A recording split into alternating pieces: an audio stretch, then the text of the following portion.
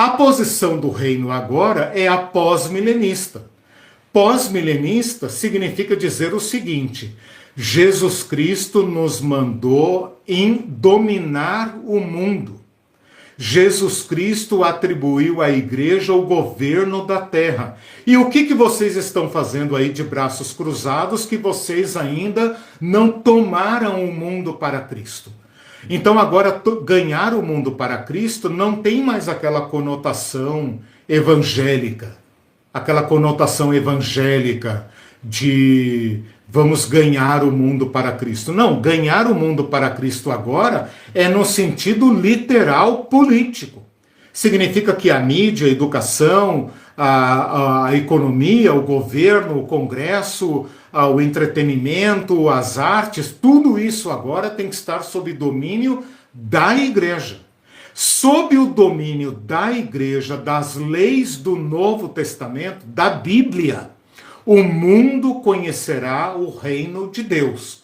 E então, sob esta condição, é que Jesus Cristo virá. E a igreja apenas dirá: olha, Senhor, fizemos tudo o que o Senhor mandou, está aqui as chaves do mundo sob o governo da igreja, é só o Senhor chegar e cortar a fita aí e inaugurar o seu governo, porque nós já conquistamos tudo para o Senhor. Está tudo dominado.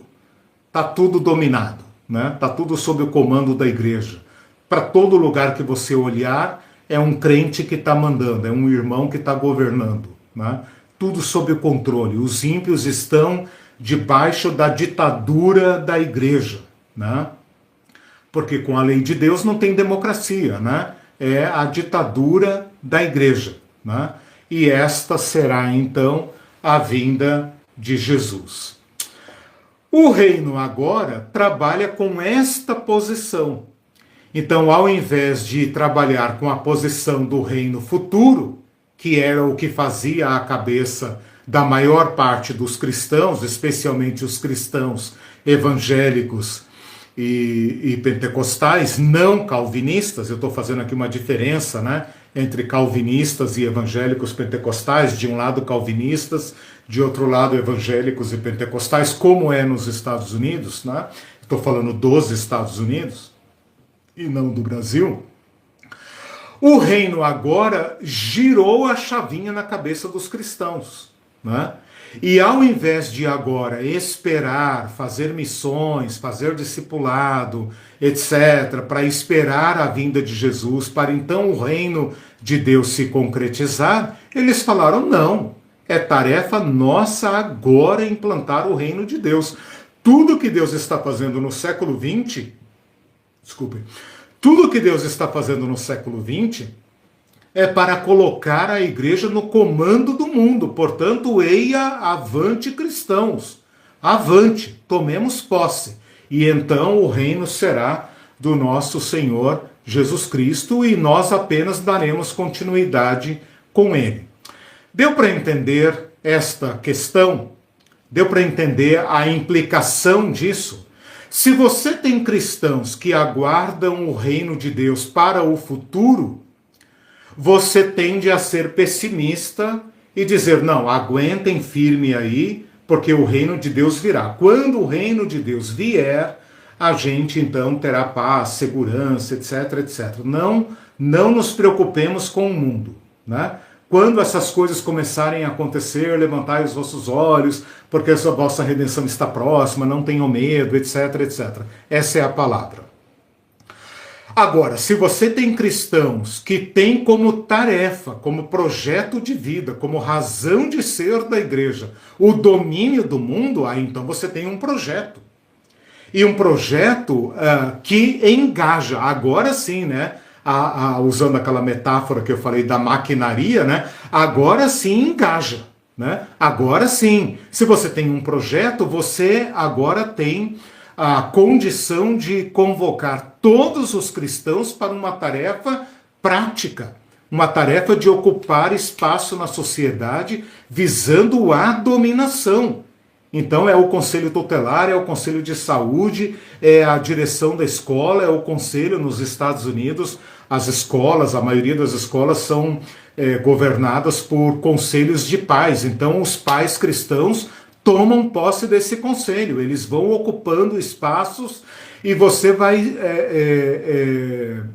assumindo, ocupando todas as instâncias políticas da sociedade, né? E com isso se espera a implantação do reino de Deus, porque o reino de Deus é agora. Agora você entendeu o nome deste movimento? O reino agora. Por isso esse movimento se chama Kingdom Now, o reino agora. Então o próprio nome do movimento representa uma virada de chave na cabeça dos cristãos que parece simples, porém ela girou todo o mecanismo, todo o sistema cristão está sob o impacto dessa virada de chave. Essa virada de chave se deu sutilmente, né? Olha que interessante. Tem muita gente falando sobre teologia do domínio. Quem fala a partir da teologia, como eu falo, tem muito mais chance de entender o movimento. Quem fala de fora, os sociólogos, o pessoal que não fala a partir da religião, mesmo sendo religioso, ou mesmo sendo até cristão, mas que não fala a partir do ponto de vista cristão, tem pouca chance de compreender a implicação dessa virada de chave.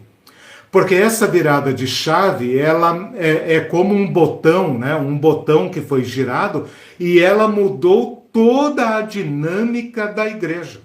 Então, de novo, eu vou fazer aquela pergunta. Quem é mais velho na fé cristã, como eu, e que conheceu os cristãos lá dos anos 80 para trás, que não se envolviam com política, e agora vê os cristãos se matando por política e se pergunta o que aconteceu? Eis aqui uma resposta. A chave escatológica foi mudada. E agora, dentro deste movimento, a lógica operacional dos cristãos mudou. Eles não estão mais de braços cruzados e também não estão focados apenas em missões e evangelização. Eles estão focados na dominação do mundo. Então este movimento se chama Reino Agora. Por quê? Porque ele abandonou o pré-milenismo e acatou o pós-milenismo. Pelo menos na prática, ele é pós-milenista. E ele também abandonou a esperança de um reino futuro em favor de um reino agora.